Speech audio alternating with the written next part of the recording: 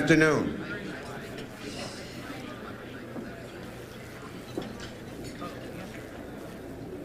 Good afternoon and welcome to the National Press Club.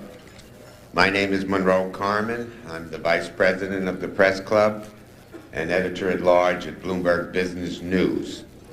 I'd like to welcome club members and their guests in the audience today, as well as those of you watching on C-SPAN or listening to the program on National Public Radio or the Global Internet Computer Network. Before introducing our head table, I would like to remind our members of upcoming speakers. On Tuesday, October 11th, Jane Alexander, Chair of the National Endowment of the Arts, will present a speech entitled The American Community Connecting Through the Arts. On Wednesday, October 12th, Ralph Reed, Executive Director of the Christian Coalition, will talk about the emerging faith factor in American politics. And on Thursday, October 13th, Arthur Levitt, Chairman of the Securities and Exchange Commission, will talk about taking the message out of the marketplace, the SEC's Consumer Education Campaign. Audio and videotapes of Press Club luncheons are available through the National Press Club Library or by calling 1-800-500-9911. If you have any questions for our speakers, please write them on the cards provided at your table and pass them up to me. I will ask as many as time permits. I'd now like to introduce our head table guests and ask them to stand briefly when their names are called. From your right, Stephanie Overman of HR Magazine, Edward Kane of Knight Ridder Financial News, Greg Robb of AFX News, Robert Brusca, Chief Economist at Nikko Securities, Stan Kroc of Business Week, Carolyn Lynch, the spouse of our speaker. All right, fine, go ahead. Vanita Anand of Pensions and Investments and member of the National Press Club who arranged today's luncheon. James Johnson, Chairman and CEO of Fannie Mae. Representative Edward Markey, Democrat from Massachusetts and Chairman of the House Subcommittee on Telecommunications and Finance. Lee Shepard of Tax Notes. David Weiss of the Washington Post.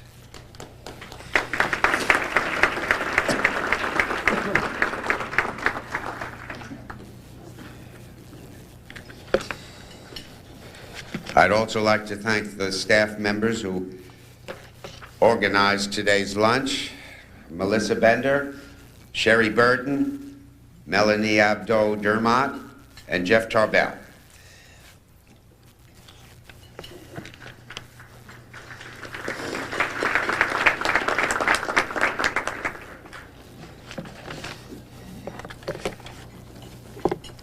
There's one thing you have to understand about our luncheon speaker today.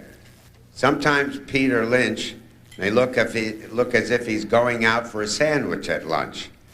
But what he's really doing is trying to figure out if Acompanhe is a good investment. Lynch is always on the prowl for a good stock. One friend says that if you came to him with the best widget in the world and the Queen of England were sitting on one side of him and Cindy Crawford on the other, he would ignore them and inundate you with questions about the widget maker's management. His intense interest in anything that would produce a good return is one reason few people have had a greater impact on the investment world. In fact, the market dropped about 40 points one day when a compressed version of his market views went over an online computer service. He had said that if you looked at markets over a 20-year period, there were ups and downs. But that got translated into the headline, Lynch predicts market correction.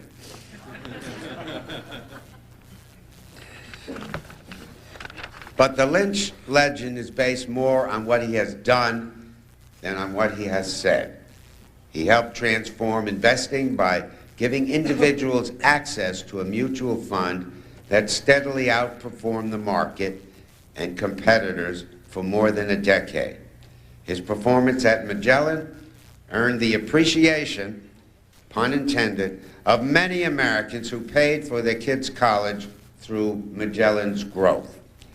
When Mr. Lynch became portfolio manager for Magellan in 1977, it had less than $20 million in assets.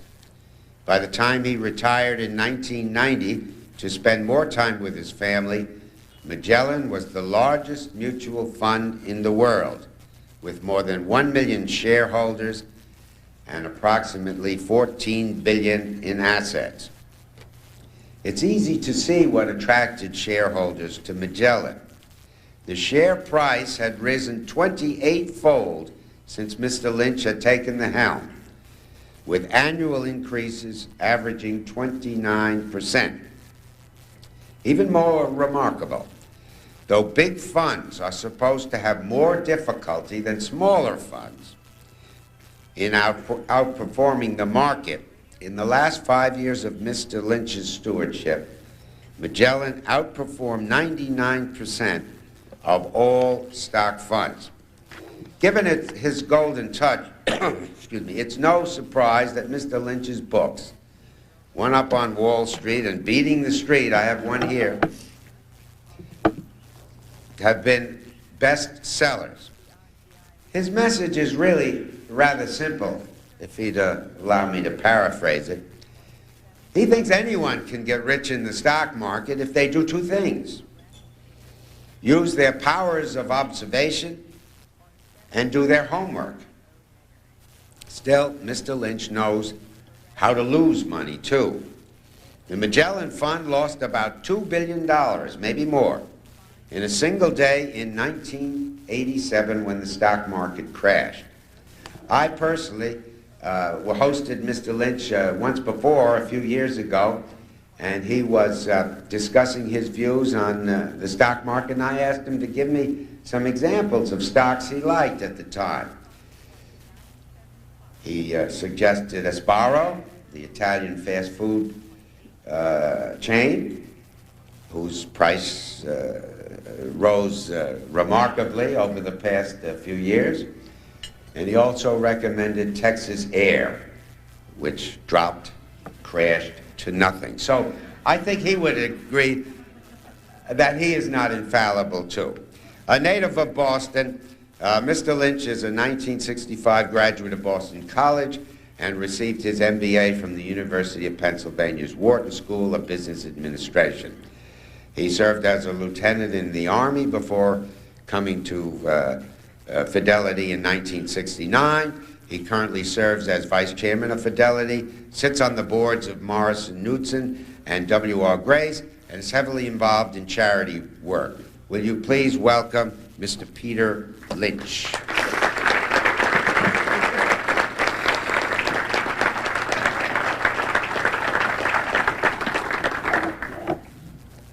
Thank you very much. It's a pleasure to be here. I love this town, and it's a thrill to be here with Jim Johnson, who did so much for Fannie Mae, and that was the greatest single stock of my life, and it's still my largest position. And anybody wants to talk after about how to make money, I'll tell them how to buy more Fannie Mae. And now I've added Freddie Mac to the list too. And Congressman Ed Markey, who went to Boston College and also Boston College Law School, and has done a great job in Congress for everybody in this country, but especially the people in his districts in Massachusetts.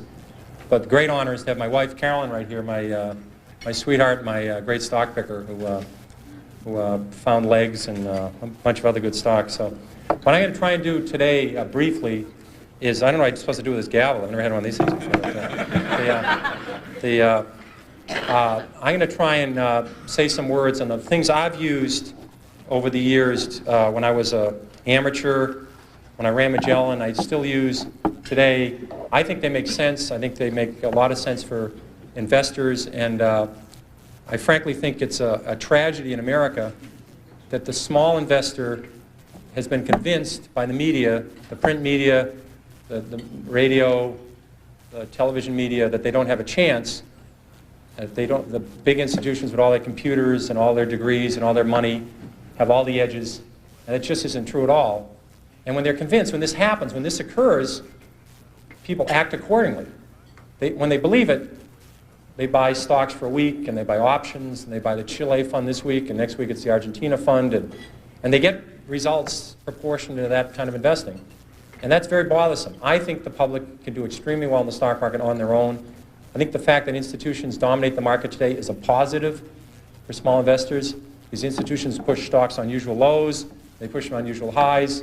For someone that can sit back and have their own opinion, know something about an industry, this is a positive. It's not a negative. So that's what I want to talk about. And the single most important thing to me in the stock market for anyone is to know what you own. I'm amazed how many people own stocks. They would not be able to tell you why they own it. They couldn't say in a minute or less why they own it. Actually, if you really press them down, they'd say, the reason I own this is the sucker's going up. I mean, that's the only reason. That's the only reason they own it. And if you can't explain, I'm serious, you can't explain to a 10-year-old in 2 minutes or less why you own a stock, you shouldn't own it. And that's true, I think, about 80% of people that own stocks.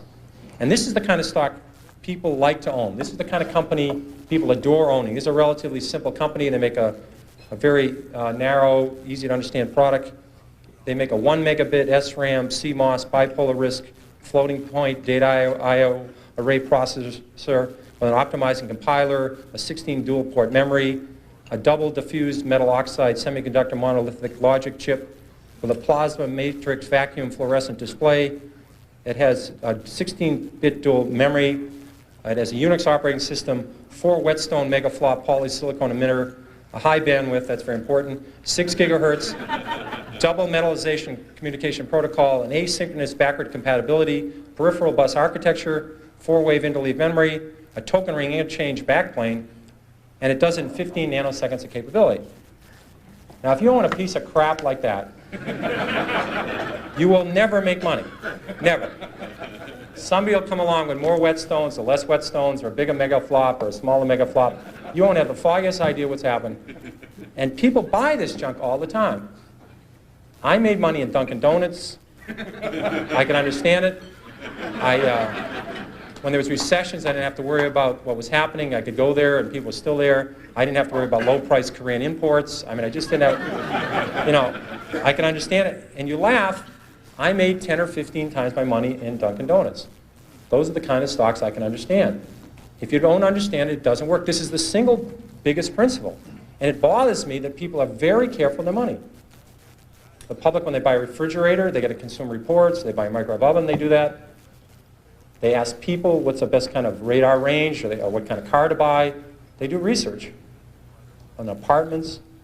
When they go on a trip to Wyoming, they get the Mobile Travel Guide, or California. When they go to Europe, they get the Michelin Travel Guide.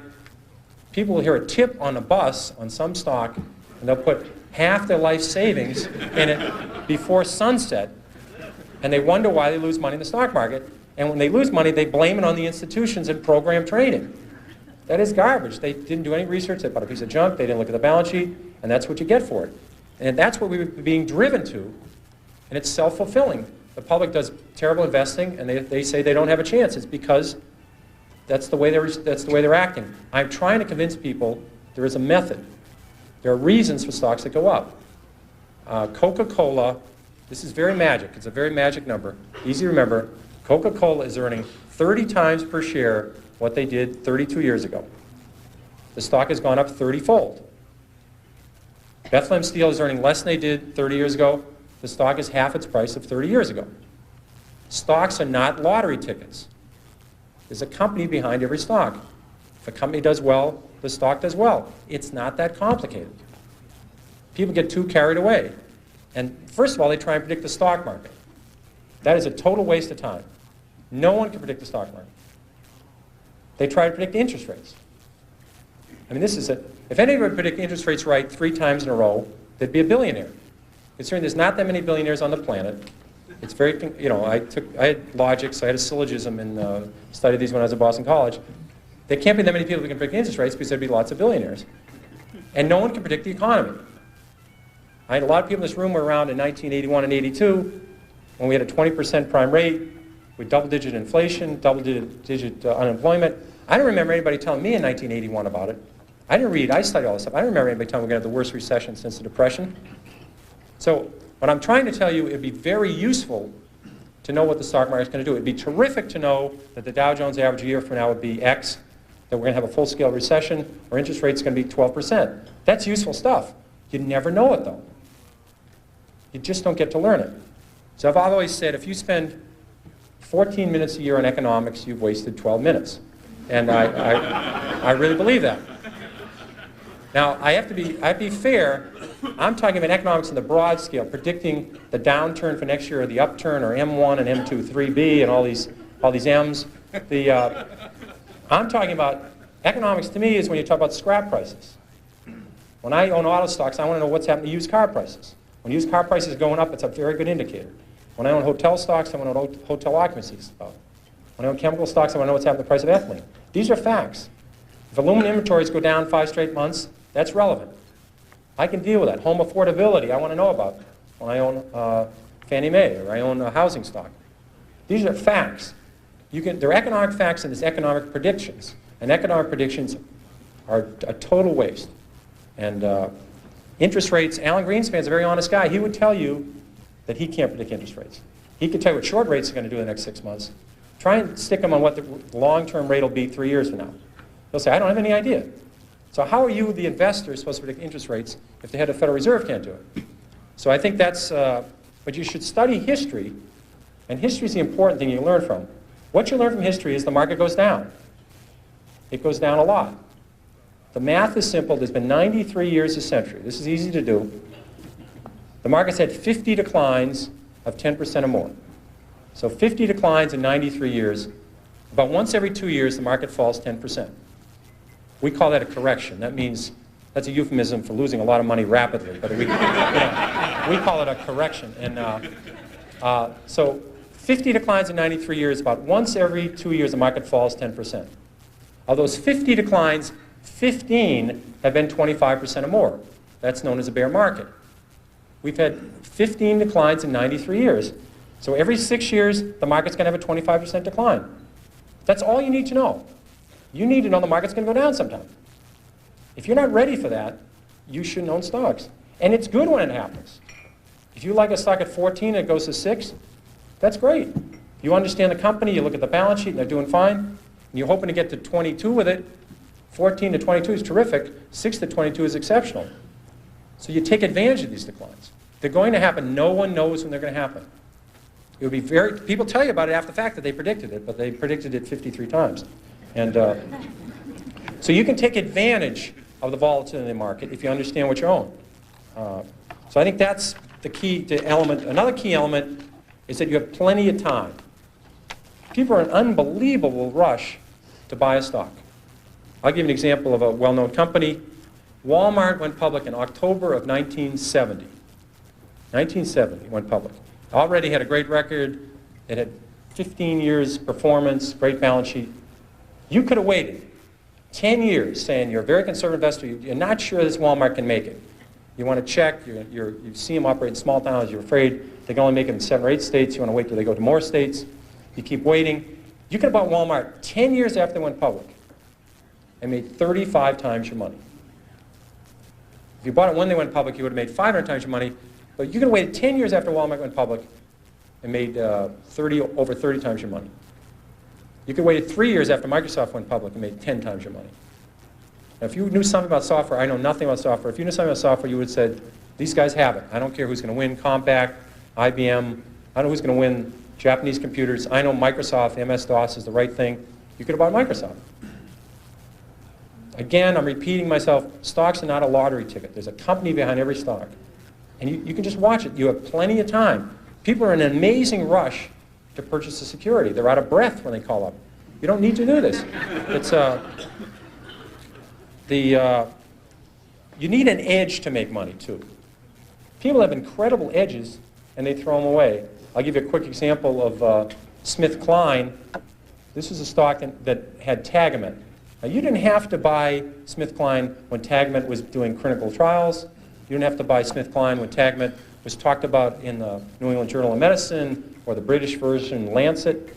You could have bought SmithKline when Tagamet first came out, a year after it came out. Let's say your spouse, your mother, your father, you were a nurse, you were a druggist, you're writing all these prescriptions. Tagamet was doing an amazing job of curing ulcers, and it was a wonderful pill for the company because if you just stopped taking it, the ulcer came back. See, it would have been a crummy product if you took it for $1 and it went away, but it was a great product for the company. But you could have bought it 2 years after the product was on the market and made 5 or 6 times your money. I mean, all the druggists, all the nurses, all the people, millions of people saw this product. And they're out buying oil companies, or drilling rigs, It happens. And then 3 years later or 4 years later, Glaxo, even a bigger company, it's a huge company, a British company, brought out Zantac, which was a better, at that time, an improved product.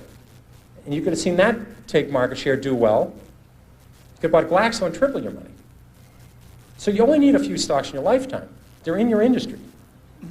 I think of people, if you'd worked in the auto industry, let's say you're an auto dealer the last 10 years, you would have seen Chrysler come up with a minivan. You've seen, if you're a Buick dealer, a Toyota dealer, Honda dealer, you would have seen the Chrysler dealership packed with people.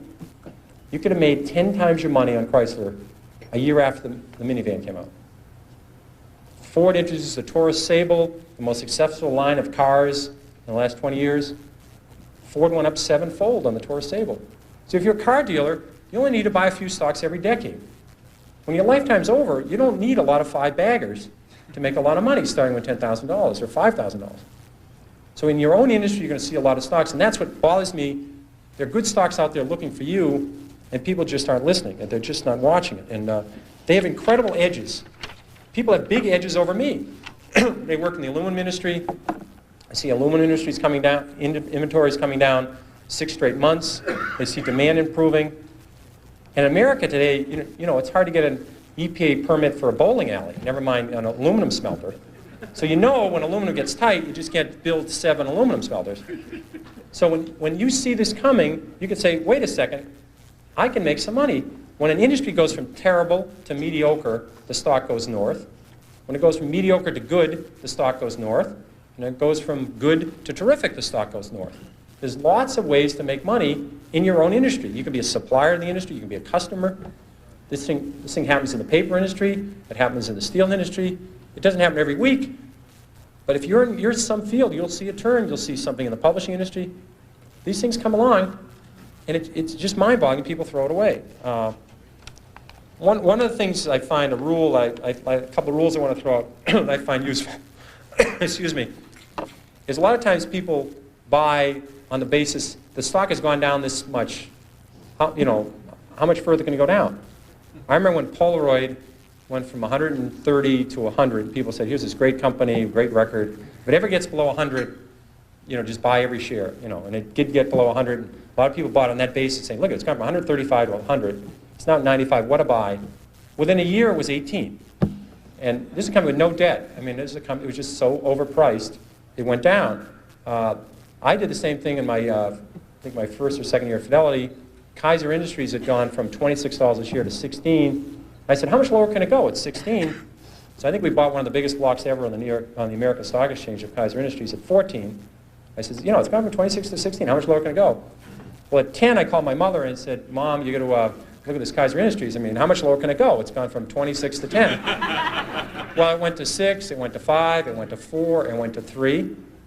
And now, fortunately, this happened rapidly, or I would probably be still caddying or working at the Stop and Shop, but it happened fast. So I was able to, it was compressed. And at 3, I figured out, there's something very wrong here because Kaiser Industries owns 40% of Kaiser Steel, they own 40% of Kaiser Aluminum, they own 32% of Kaiser Cement, they own Kaiser Broadcasting, they own Kaiser Sand and Gravel, Kaiser Engineers, they own Jeep, they own business after business, and they had no debt.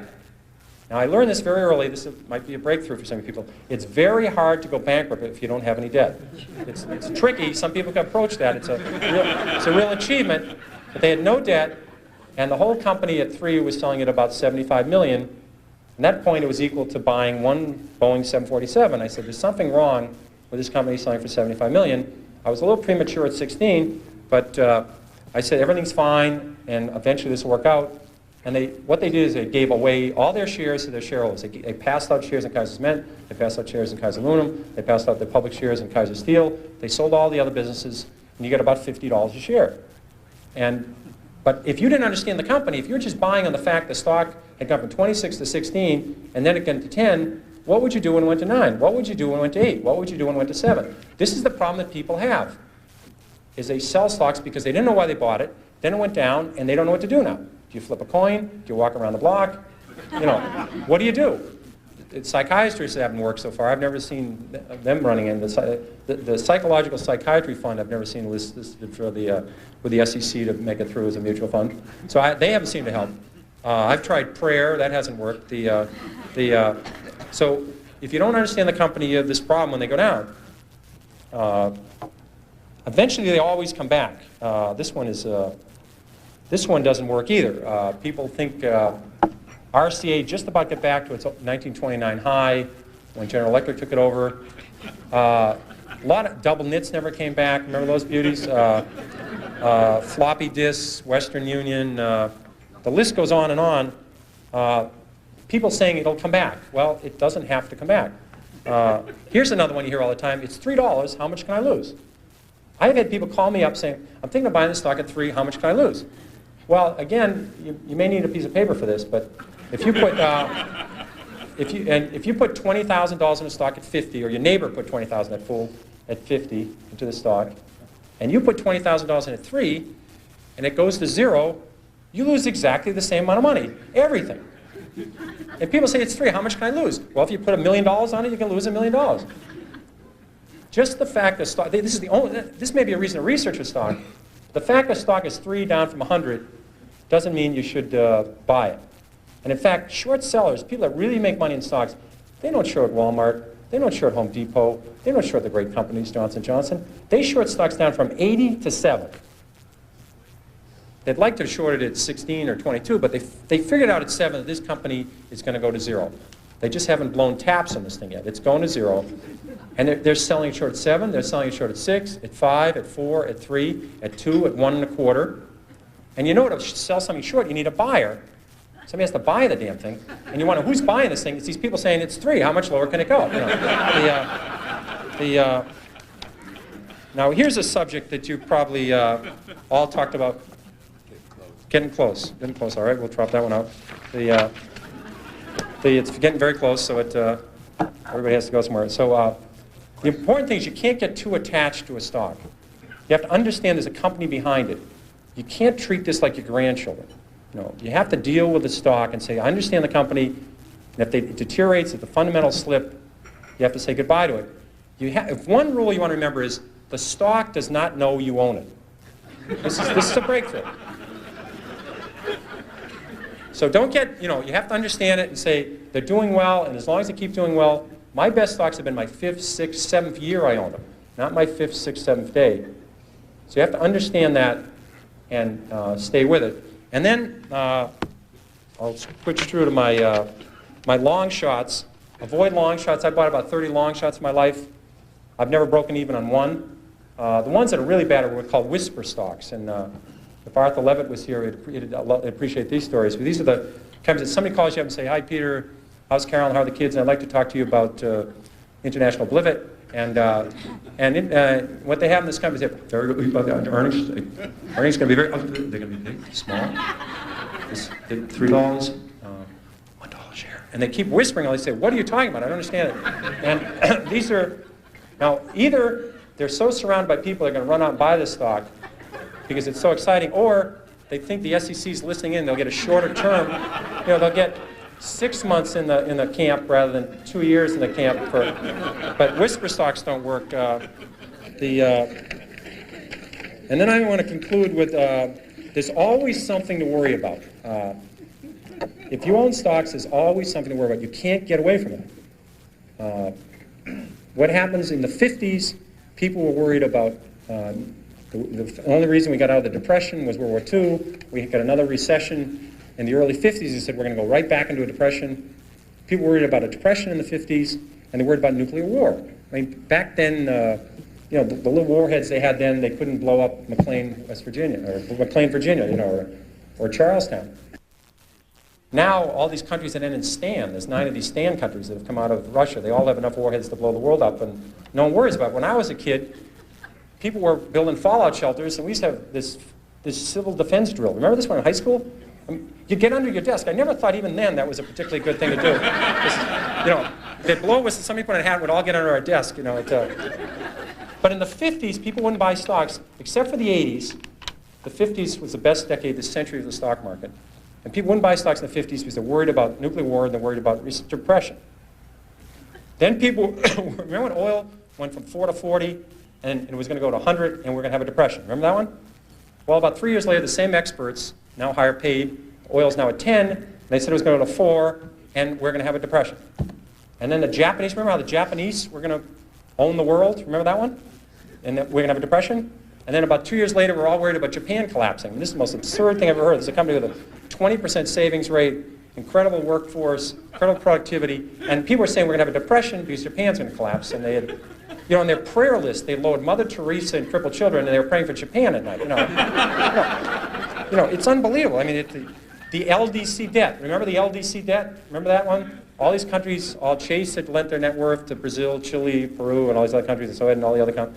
And LD said they were not going to pay it back, and we're going to have a depression. It always ends, and we're going to have a depression. Or the Great Depression. We're going to have the Great Depression. I never could quite understand that adjective in front of depression, but the Great Depression, or the big one. The big one's coming. But all these countries, and now I understand, you know, these are called then they were called less developed countries. Now, we used to call them underdeveloped countries. Those are all wrong terms. Those are not politically correct. You have to call these emerging countries. You can't use less developed or underdeveloped because that's, in fact, the other day I heard the politically correct term for somebody that's overweight is laterally challenged. That's so there's always something to worry about, and the key organ in your body in the stock market is your stomach. It's not the brain. If you can add 8 and 8 and get reasonably close to 16, that's the only level of math you need to know.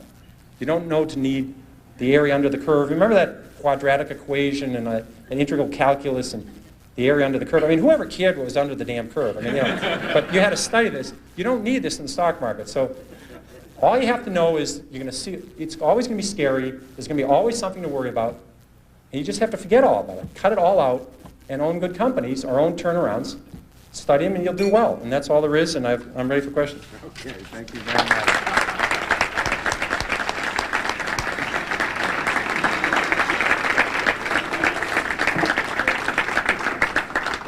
When managing a portfolio, do you pay much attention to the activities of Congress and the regulators? Did Ed Markey put this one up? I'm not sure. I spend zero time thinking about what's happening down here in Washington, and I spend little time thinking what's going on in Russia or China. I just deal with facts. When the economy's going down, when the economy's going the wrong way, I can deal with that. This whole health care reform bill drove a lot of drug stocks down to low levels, and I could say to myself, well, 60% of Johnson & Johnson's earnings are outside the United States. Their pharmaceutical drug business is all on patent. Nothing's coming off patent. They only have 5% of sales from one product, which is Tylenol, which is already an over-the-counter drug and it's growing overseas. I says, why is this stock gone from 58 to 36? And these companies are already dealing in Japan and overseas with they already have the government controlling pharmaceutical prices. They've dealt with it. So I deal with facts. They might, this year, I thought it was very likely you'd have a bill passed on health care. It didn't happen. They drove the stocks down, but I think the stocks would have rebounded anyway, even if the health care bill was passed. So I don't deal with what's happening in Congress or what's going to happen in the future. I just deal with what's happening in the economy and what's happening in the companies I call.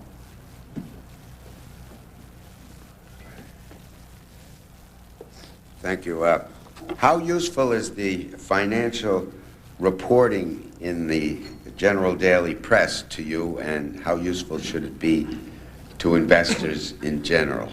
Okay. It has improved dramatically, not just in the press, but also company reporting. 10 years ago, companies didn't have interim balance sheets. It's hard to imagine. They only gave their balance sheet to you once a year. Now they show you quarterly what's happening in their inventories, what's happening in receivables. In the major newspapers, they'll even show types of funds. There are now, I think there's 2,500 companies in the New York Stock Exchange. There's over 5,000 different mutual funds. So there's twice as many mutual funds as there are stocks. At least in the paper day, explains what kind of fund this fund is. So I think reporting has improved. They report earnings. But again, I think if you own auto stocks, you shouldn't be reading the financial part of the newspaper. On Wednesday, the local newspaper, Tuesday some places, or on Saturday, they have a whole 4 pages on automobiles. And they talk about new models. And they say this one stinks and this one's outstanding. They really, if you own auto stocks, that's the part of the newspaper you should be in. You shouldn't be calling your broker 4 times a day to get stock quotes. It doesn't work. Getting up in the morning to look to see how your stock did yesterday is not useful. All this stuff is just a waste of time. If you're adding up how much your stocks are worth, absolute waste of time. You should be looking at the company when you get the quarterly reports. You should be, if you're at the mall, imagine if you were in the retailing industry, or if you're in the restaurant industry, you would have seen Taco Bell, you would have seen McDonald's, you would have seen Toys R Us. I mean, you would have seen all these companies do terrifically well. You would have seen Bombay, you would have seen Tandy with Radio Shack, and you would have seen Radio Shack roll across the country, and pretty soon there were 25 Radio Shacks in every major city, and you said, there's not much room for them to go. But they had a 20-year great run. That's what you're dealing with. You're not dealing with the minutia of today. You're dealing, what's this company doing 2 years, 3 years, 4 years, 5 years from now? And if you're dealing with a cyclical and business is turning around, you wait for signs that business is slowing down. When you see it, you move on to something else. Are you concerned about the volatility in the financial markets today? Do you think something needs to be done to reduce it? I love volatility. I remember when in 1972 the market went from down dramatically, and Taco Bell went from 14 to 1. They had no debt. They never had a restaurant close. And I started buying at 7, but I kept on to it, and it went to 1. And it was the largest position in Magellan in 1978 when it was bought out by $42 by Pepsi-Cola. And I think it would have gone to 400 if they didn't buy it out. I think volatility is terrific. I think these callers are very important. I don't think the market going up 80 points one day and down 80 the next is a good thing for the public. I think that's not a very good thing.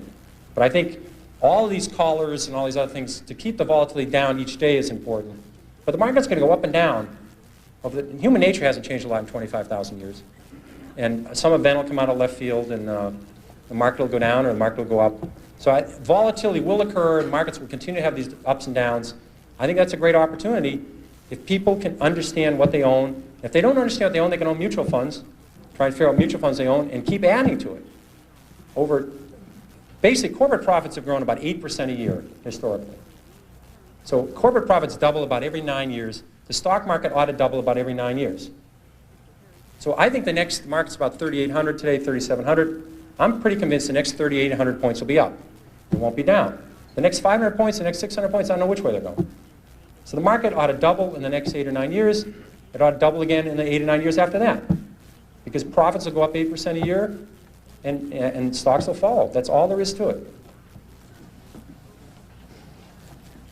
We're in the month of October. Beware of the month of October, the witching month for the stock market. What do you see as the outlook for this month? And when do you think the Dow will hit 4,000? Okay.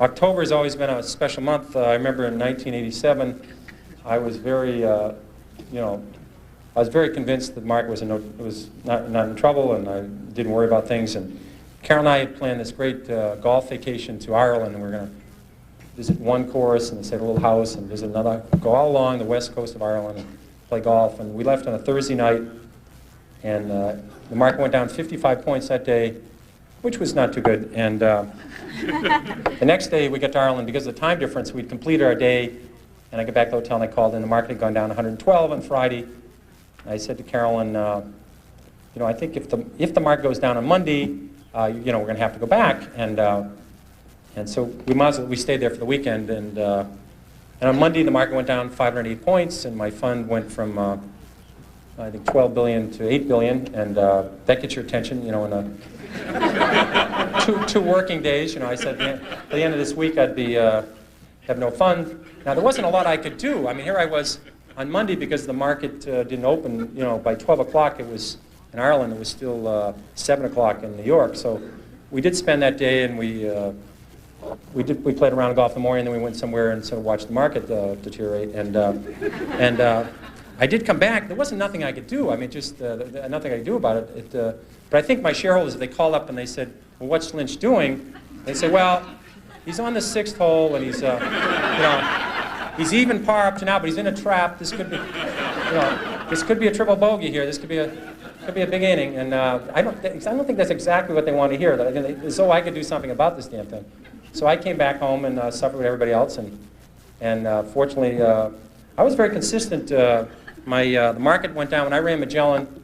On 13 years, the market went down 9 times, and every time the market went down, Magellan went down. I was 9 for 9, and you know, because it's very important. This is another one of these numbers you ought to write down. If you put $1,000 in a stock, all you can lose is 1,000. I've done that several times, and but if you're right, you can make 5,000, 10,000, 20,000. So this business, you don't have to be right 1 out of 2 times. You can be right 1 out of 4.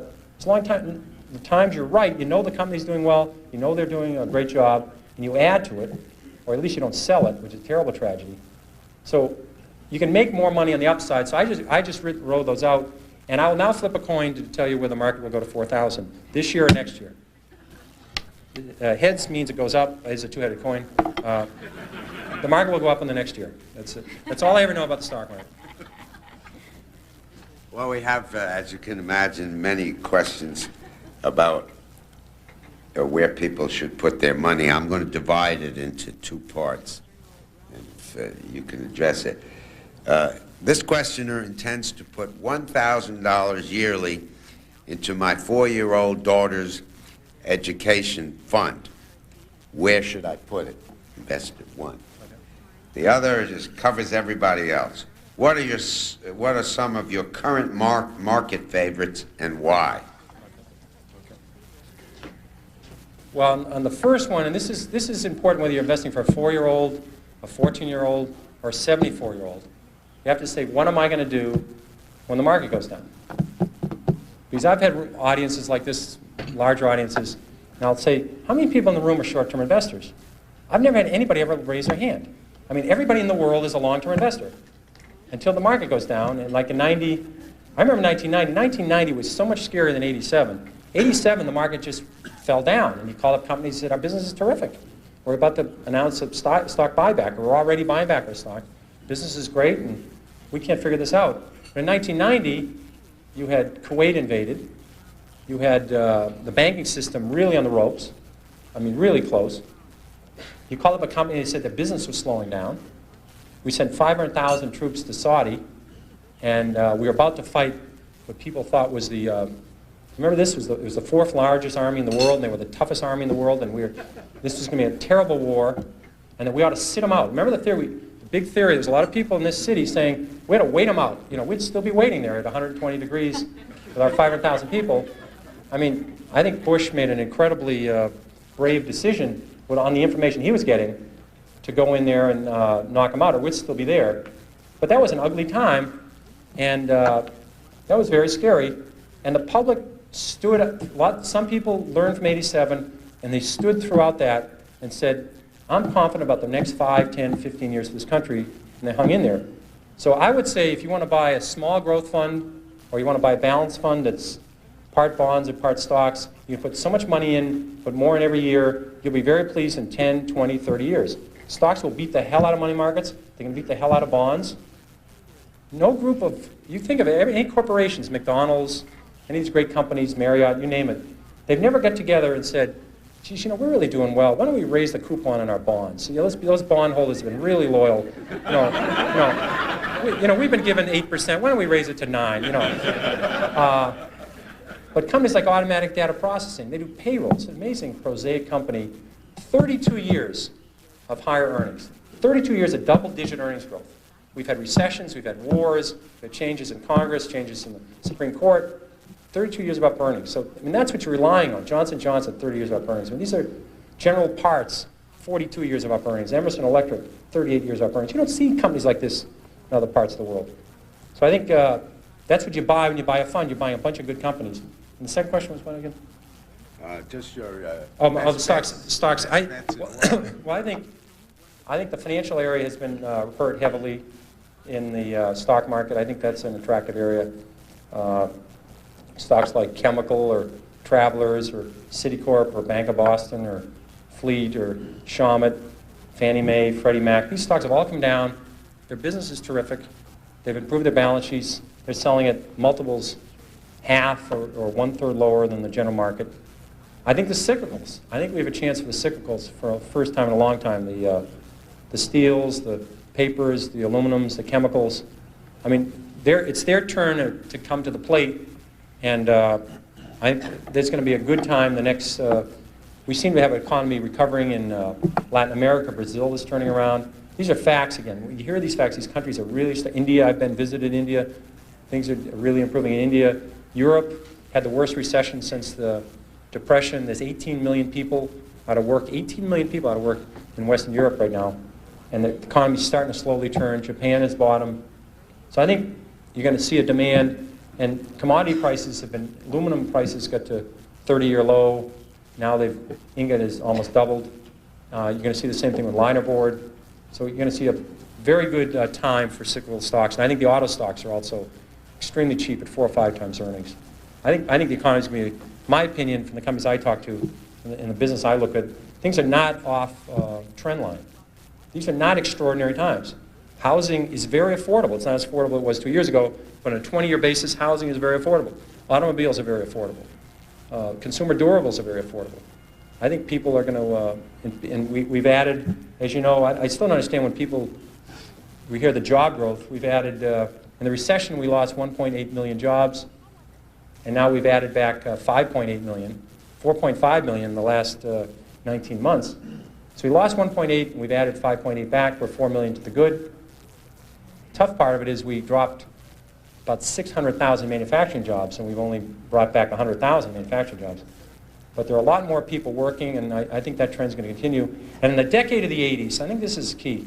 The decade of the 80s, this is what you hear from the press, this is what you hear from TV. In the decade of the 80s, the 500 largest companies eliminated 3 million jobs. 3 million jobs. But there was 2.1 million businesses started in the 1980s. And if they just have 10 people each, that's 21 million jobs. This is an incredible job machine we have in America. So that's what happened in the 80s. These 2.1 million businesses created all the jobs. And the decade of the 90s, the top 500 companies are going to eliminate another 3 million people. And all you ever hear about is Company X lays off 5,000 people in Hartford, and Company Y lays off 5,000 people in Rochester, and somebody doesn't buy a sofa in Scottsdale, Arizona, because they're reading their newspaper about another layoff in the Northeast. I mean, that's the nature. These companies have to do it to stay competitive. That's our business. And we've had, in the last 2.5 years, been a phenomenal, this has been a great thing for our country. We've had 1,750 companies come public. They've raised over $100 billion. There's only 2,500 companies in your size change. 1,750 companies is a lot. They're going to put this into research and development. They're going to put it into more plant, more efficient equipment. This is a fantastic thing for these companies. So I think the situation is excellent. The banking system, for the first time since the early 50s, a lot of people follow the banking industry. The banking system today has more investments on the left side of the balance sheet. You talk about the governments they own, the mortgage-backed securities they own, than they have loans. First time ever since 1951. And they're only making 50, 20, 30 basis points. They said, love to make loans. The banking system has the highest equity to assets in 45 years. The banking system is ready to go. There's lots of liquidity around. I don't know why people are so depressed about people getting hired all the time. I can't quite figure this out. I don't know. I have never met a banker, anybody in business that likes recessions. I've yet to find these people, you know. So I think it's very good the economy's doing well. Well, speaking of banks, are you concerned about banks being allowed to offer mutual funds and the confusion that creates among investors over whether bank deposits are insured or not insured, or how much is insured, or the whole question of deregulation? Okay. No, I think it's very positive. Banks are be allowed to sell mutual funds because they'll probably sell a lot of Fidelity mutual funds. That's very important. No, but seriously, I think it's very important that people understand when they own a bond fund that bonds can go up and down. Bonds are just about as volatile as stocks. And if they own a 30-year bond fund, that you can lose 25, 30% of your money very fast, even though they're government bonds. People have to understand this. There's an incredible rate of illiteracy in our public, and all they ever hear about is what happened today to Bristol Myers going up $2 or $3, what happened to Dow Jones. They don't get to learn anything about America. And people at some point in their career are presented, they're near retirement, they're given $450,000, $500,000 because it's an early retirement. They have no experience. They don't know what a bond is. They don't know what stocks are. And they have to make a decision in 30 or 60 days or they have a big tax consequence. These people have had no experience learning about the stock market. It's a tragedy. So I think anything we can do to educate the public, if you can convince people, if they understand the volatility of the stock market, I'm not saying anybody should buy a stock. I'm just saying if you purchase a stock, you ought to do certain things. If you purchase a stock and do certain things, you will do better. If you're not ready to do those things, you should keep your money in the bank. Keep your money in a money market fund. Some people aren't willing to do the homework. They don't have the stomach for it. They should stay out.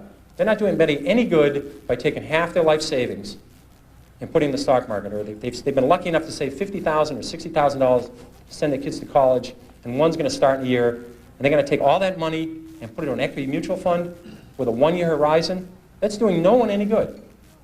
So I think the more, whether it's the banks that explain it, the brokers that explain it, anybody that does, and we're working on this at the SEC is working very hard on this to explain to people the nature of these products. If they understand them, they'll do better with it. More information, the merrier. Fidelity's launching a major study, it'll be out the end of this year, on retirement. We've interviewed over 1,600 people, over 300 experts. We're going to put a major study on trying to explain to people about nature of retirement and how they can best understand how they should invest their assets. We're not going to mention Fidelity at all, of course. It may be subliminal in it, but we're trying to help. And the more we can do this, and there's been an incredible push by the SEC to do this, and I think it's a very positive element. A couple of questions about that. What do you think of the SEC's proposal to require mutual funds to adopt a quantitative rating scale for riskiness, number one?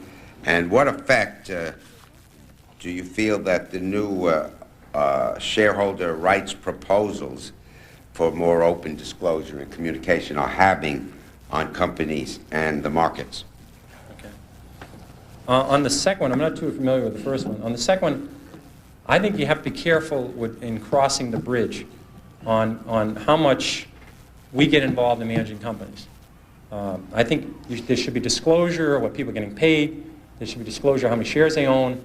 But I don't think we should be deciding whether they should make this acquisition or whether they should expand this plant.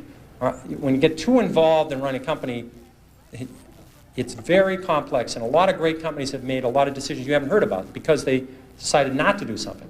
Some of the best decisions they didn't do was to not do something.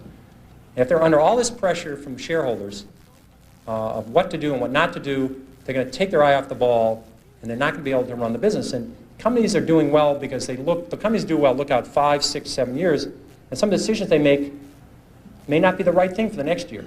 The more and more we concentrate on what they're doing and we keep commenting on as outsiders, it's going to be run by an enormous committee, and we'll get committee results. So I don't think that's going to help anybody. But disclosure of relevant facts, of how many options people have, or the options at the market, what they're being paid, I think that's important, how many shares they own, what the company's doing. I think they used to not have a letter. I mean, it's not that recently that you have comments by the chief executive at the stop and hand report.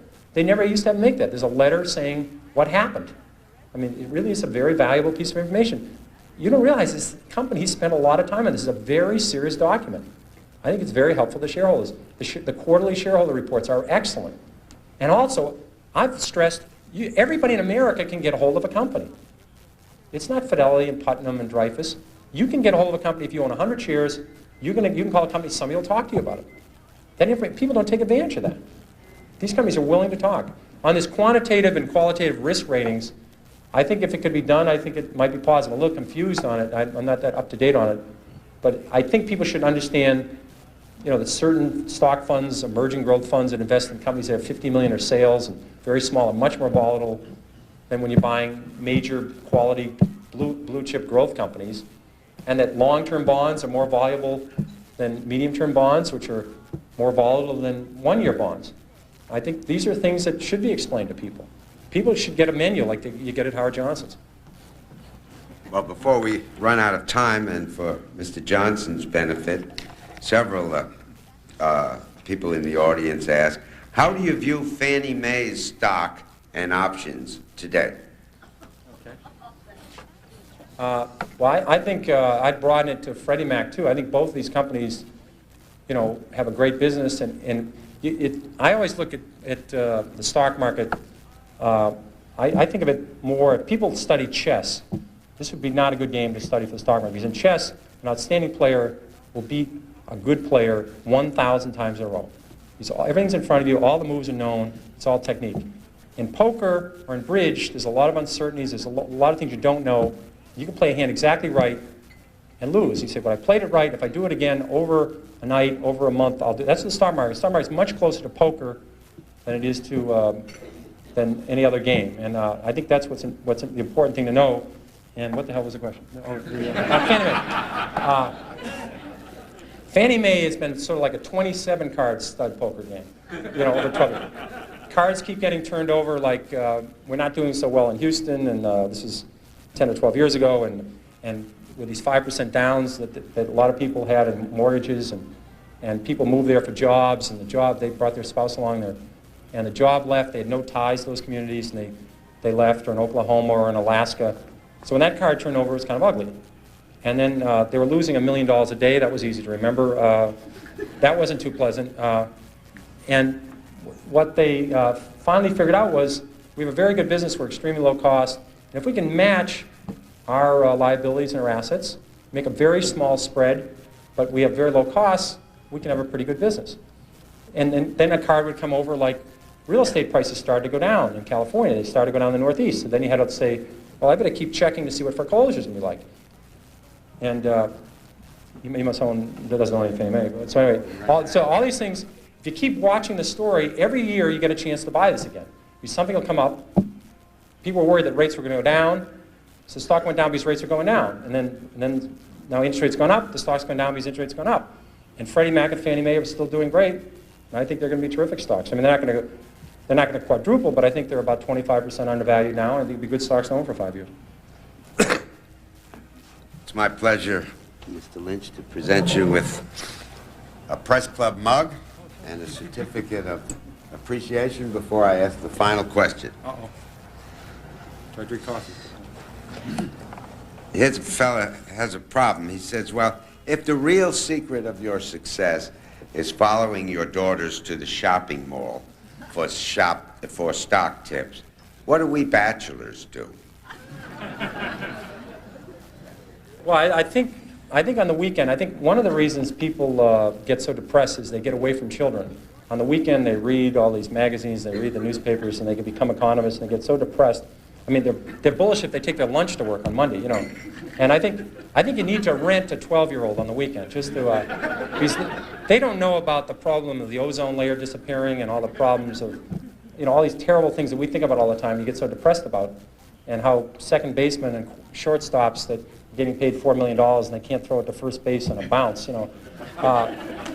So I think you need to find a 12-year-old and rent them for the weekend and follow this boy or girl around and see where they're shopping. And our kids love Body Shop, you know, and I bought it, and I think it's going to be a good stock. And our oldest daughter, Mary, liked Ann Taylor, and she had to dress up to go to work she was working in the summer at a consulting firm, and she thought Ann Taylor's prices were good and the quality was good, and it was a great stock tick. And my wife, Carolyn, who was till we had these 3 kids, she's an extremely good shopper. She almost got a black belt in shopping. She didn't fit, because of the children, she didn't quite finish that, but she's a very good shopper, and she's given me some great tips too. So I think you either have to use your spouse, or you have to go out on your own. I had this biggest position, my fund one time was Hanes, which owned Legs, and was a huge stock, and it was bought eventually by Consolidated Foods, and it was the best division of Consolidated Foods. But it was my biggest position, and they had a monopoly on this Legs, and Legs is a really big hit. And I knew somebody would come along with a new product,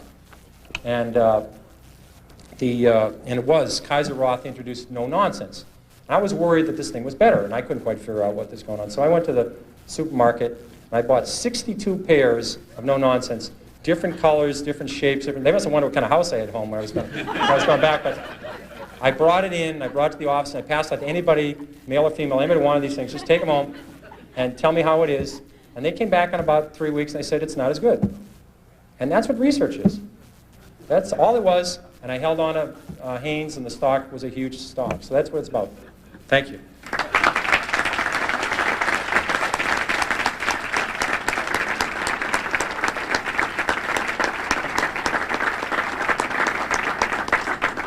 Thank you, Mr. Lynch, and thank you all for being with us.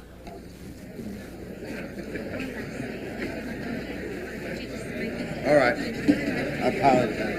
Oh, yeah, no. It was your Great book. Oh, thanks so much. Good meeting you. Thanks again. I got you a great one.